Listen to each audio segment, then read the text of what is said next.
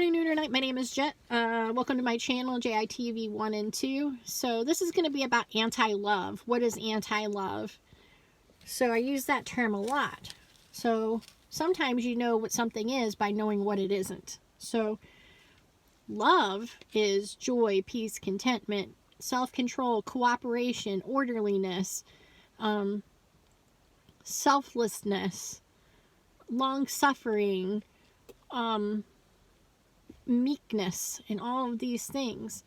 That's what love is. So I talk about anti-love, what goes against love, and it's the opposite. It's the opposing force. So it's lust and greed and envy and selfishness, which is an insane thing. So all of these anti-love things, okay, they go against love, right? So 1 John 4 explains that God is love, right? And we understand that Jesus came here and was God, as in an avatar. It's not just like in The Sims. If God is outside the computer and he makes a little sim who's inside of the game on the computer, okay, is that him or is that not him? That's him, but it's not the Father, it's the Son, okay? The same concept to understand. God is outside of time and Jesus was in time and here, but it was God. So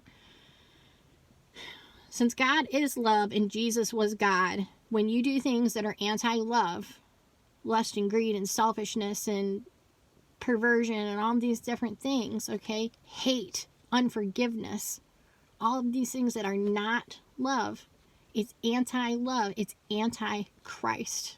Another term for that is anti-Christ, because God is love and Jesus came here as Jesus Christ, and that's also God. So there's love and anti-love. There's God and antichrist. That's the nature of this reality. It's black and it's white. It's really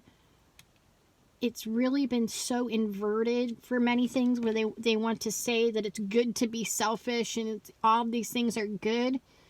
And we're really starting to see the fruits of that tree in our society, in the children, watching the children. So if you don't have a love-based system, okay, and if you don't have a love-based society, then you have an anti-love-based society. You won't get any of the gifts of love by going against love. If you want the joy and peace and companionship and orderliness and all these things, peace, if you want peace, the Prince of Peace, you cannot be lusty and greedy and envious and all of these things, right? So you can't, and that's what the whole thing is. They're not telling and informing people properly what I just said. If you're doing all these other things, you can't get the gifts of this. So do you want a sound mind? Do you want your anxiety to go away? Do you want your depression to subside? Do you want to find a partner that you can spend your whole life with and not be always thinking that they're going to leave, that they want you for something more than on a superficial level? They love you, okay? Then you have to start understanding you need to become love-based living, okay? And a good jump start, if you can't quite get there, but I've said it so much on this one, Jesus Christ is the example of a love-based living individual and how you get the gifts of love. It does not mean that your life is going to be all sunshine and joy, because we are in a fallen, less than perfect condition in an earth that has good and bad, love and anti-love. It has Jesus and Satan. We are in a fallen, less than perfect condition and fallen, less than perfect world right now. So that's what all of these messages are about.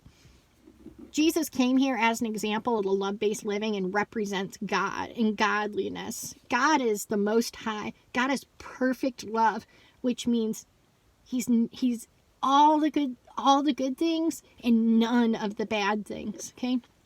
He came here as Jesus to throw us a lifeline to get all of us to understand all of the things I've been saying, so that when the new Jerusalem comes down and things are renewed, you're also renewed and you receive a glorified body. Okay? So I'm going to call that one good. And much love and many thanks, and I love you. Thank you.